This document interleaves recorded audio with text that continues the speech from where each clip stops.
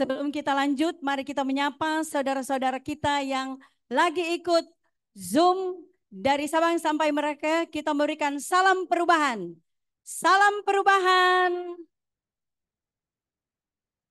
Terima kasih teman-teman yang sudah mengikuti lewat link ini, lewat link Zoom dalam acara Guyub Bersama Amin. Bapak Ibu yang kami hormati, kita akan dengarkan pemaparan umum yang akan disampaikan oleh Bapak Separd Supit. Jadi di Lubang Buaya itu pada waktu Pak Anies jadi gubernur itu ada 2 gereja yang diresmikan. Satu gereja itu gereja Katolik, ya ada yang tahu ya. Kemudian yang satunya gereja GPIB Pelita. Nah, itu yang gereja Katolik itu sudah 24 tahun tidak dapat izin. Itu Pak Robi hadir ya, waktu di Kalpai kalau nggak salah. Dan uskup juga hadir pada saat itu. Kemudian ada gereja satu yaitu GPIB Pelita.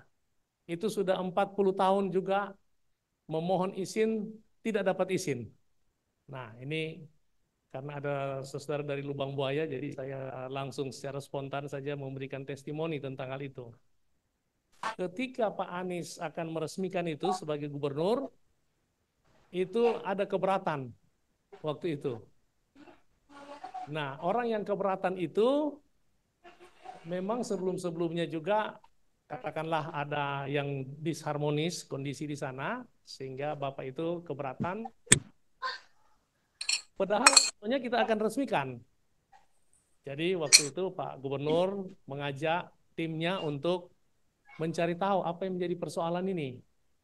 Singkat cerita, kreatif dan hal-hal lain sudah terpenuhi. Tetapi masih ada persoalan lain. Akhirnya kami bertanya bagaimana, Pak Gubernur tanya bisa terpenuhi enggak? Sudah terpenuhi. Pelaksanaan daripada peresmian dilakukan. Akhirnya kami datang bersama-sama. Pertama yang diresmikan oleh Pak Gubernur yaitu Gereja Katolik Kalvari. Ya, ada FKW yang hadir, Pak Robi Nurhadi waktu itu sampai sekarang masih pimpinan FKUB DKI Jakarta. Dan waktu itu uskup hadir, Pak, diresmikanlah gereja itu. Sesudah itu yang menarik di sini yaitu Pak Gubernur kemudian mengajak kami ketemu dengan yang keberatan itu, yang keberatan. Dan hebatnya Pak Gub ikut sholat di situ, kemudian berdialog di situ. Singkat cerita, hal-hal yang keberatan itu terhubungkan. Amin ya. Poinnya di sini yaitu beliau seorang gubernur, tapi mau turun sampai ke tingkat paling bawah. Itu. Poin yang kedua, yaitu beliau mau berdialog, mau berdiskusi. Jadi tidak semata-mata menggunakan kekuasaan saja, boleh digunakan, tetapi dia melakukan pendekatan kemanusiaan. Akhirnya terhubungkanlah itu semuanya, dan kami kemudian kembali ke gereja yang tadinya ada keberatan, keberatan itu kemudian tidak terjadi. Sebelum kita mulai masalah diskusi ini, kemungkinan kita minta sambutan dulu nih dari pembicara. Yang pertama Bapak Eros Jarot. Silakan berdiri. Terima kasih Pak Eros Jarot. Oke, terima kasih. Assalamualaikum warahmatullahi wabarakatuh.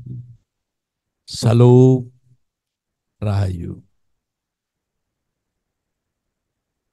Kenapa saya di sini? Ini saya ceritakan sedikit ya. Waktu ada pertemuan Pak teman saya. Kemudian ketemulah saya sama Pak Pendeta. Dia bilang, Mas mau nggak mengisi acara? Kami akan adakan acara. Karena pendeta saya pikir di gereja kan. Di mana? Ada acara apa? Guyup katanya.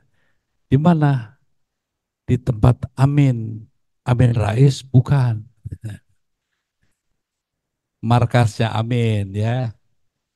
Ternyata markasnya ya bapak kita, ya, adik saya juga gitu ya, yang sekarang menjadi capres dan cawapres ya, nomor urut satu.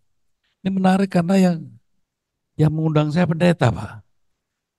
Saya pikir kalau amin itu kan istilahnya hajah, haji, ya ustadz dan seterusnya, ya kan. Itu kan yang diberikan gambaran ya. Ternyata Anies masih seperti Anies pada saat saya kenal dia jadi mahasiswa dulu. Ya. Kalau makanya banyak yang salah paham, itu kan seolah-olah dia ini katakanlah gitu ya, ini orangnya nih hati-hati mas, itu dia itu udah Islam kenceng kan gitu ya. Ya kalau nggak kenceng ya bukan Islam, ya. Tapi dia punya toleransi yang luar biasa. Dan satu yang undang saya pendeta, pendeta itu satu yang dia tebarkan kasih sayang, Pak ya. Jadi saya datang ke sini juga ketularan kasih sayangnya itu ya. Nah saya ingin titip aja kepada yang menyalahpahami pemilu.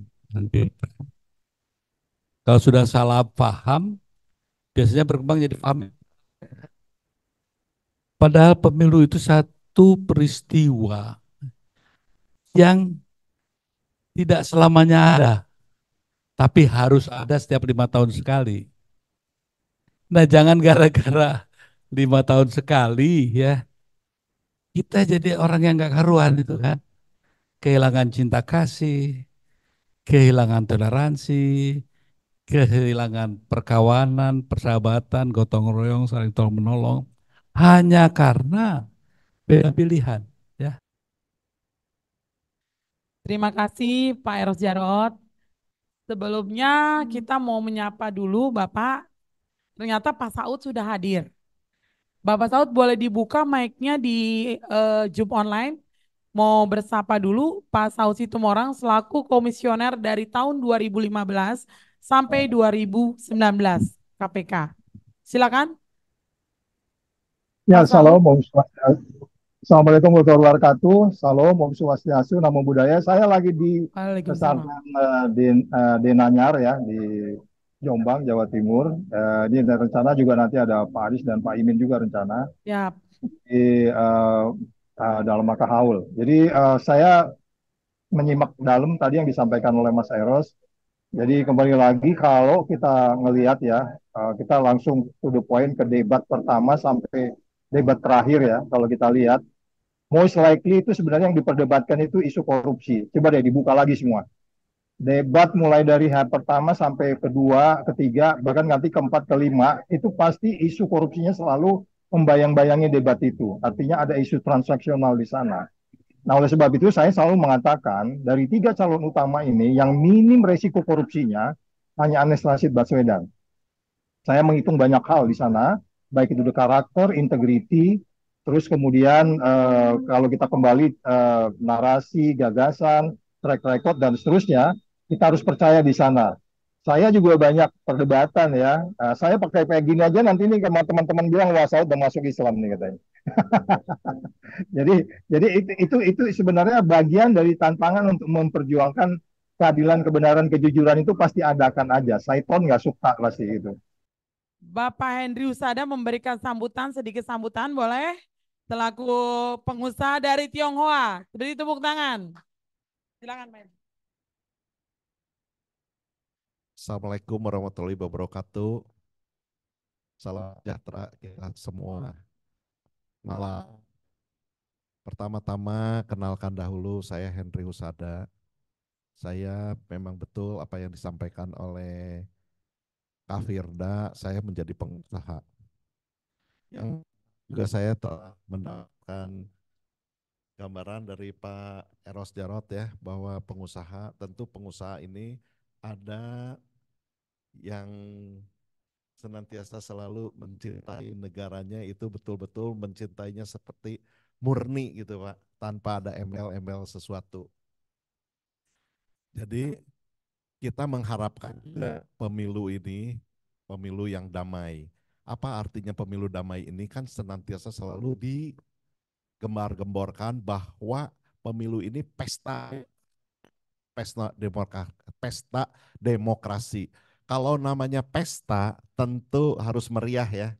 Harus meriah dan pesta juga menjadi satu kerukunan, namanya juga pesta antar satu sama lain, kita bersama-sama.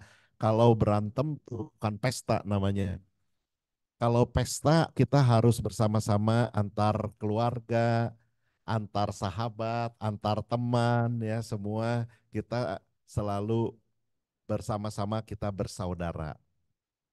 Tadi juga apa sih sebenarnya tujuan hari ini atau malam ini kita bisa bersama-sama dikumpul di ruangan di markas pemenangan Amin ini? Kita mau mensuarakan, kita adalah maunya itu kita damai untuk nanti pemilihan tanggal 14 Februari 2024. Kita juga menghimbau kepada teman-teman semua, sanak saudara dan semuanya, kita tidak golput ya. Kita tetap harus meluangkan waktu pada tanggal 14 bulan 2 2024 itu. Mari kita sama-sama, yang mana malam hari ini kita ada acara guyup. Saya tadi pas Pak Eros Jarot sedang berbicara, saya izin untuk menulis ya rangkuman-rangkuman ini. Jadi guyup itu adalah singkatannya adalah gerak langkah menuju Indonesia hebat. G-nya ya. U-nya untuk selalu menjunjung tinggi kesetaraan. Y, kita harapkan adil dan makmur. Amin. Ya. U-nya untuk selalu Indonesia terdepan. Bersama kita, B-nya adalah bersama kita menuju Indonesia yang jaya, damai, dan sentosa. Amin. Oleh karena itu, pastikan bahwa guyub adalah kita, guyub adalah komitmen kita untuk memastikan Indonesia lebih baik, dan guyub adalah keadaan untuk kita capai siapapun pemenangnya. Itu ya. Nah, oleh karena itu saya ingin memastikan bahwa dalam Islam ya, guyub itu menjadi kata kunci penting ya. Misalnya di Al-Quran itu disebutkan dalam surat Al-Maidah ayat 2. Ayat ini populer ya. A'udzubillahi minasyaitonirrajim. Wa ta'awanu 'alal birri wat taqwa. Guyub itu kan keadaan rukun, saling bahu-membahu untuk kebaikan, Pak Eros.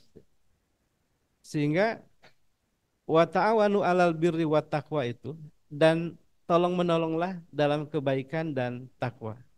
Jadi apa yang menjadi harapan dan keadaan guyub Indonesia ya, sebagaimana dunia asing melihat Indonesia yang guyub ya, dan apa yang kemudian kita harapkan pada hari ini adalah apa yang oleh agama-agama saya kira itu kita lakukan ya. Ya tentu Islam menyampaikan hal yang demikian. Tapi tentu saja ya, guyub itu juga punya syarat. Syaratnya sebenarnya ada dalam satu seruan yang pernah disampaikan oleh Ali bin Abi Thalib ya.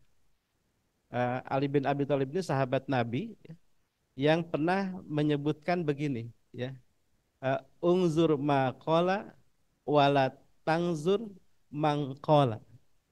Kalau kalimat yang pertama itu bicara tentang apa, lihatlah apa yang disampaikan, bukan melihat siapa yang menyampaikan. Kebaikan datangnya dari mana harus kita lihat. Jangan karena dia kita nggak suka, kita jadi tidak mau mendengar. Tadi yang Pak Eros sampaikan ya, saya kira penting.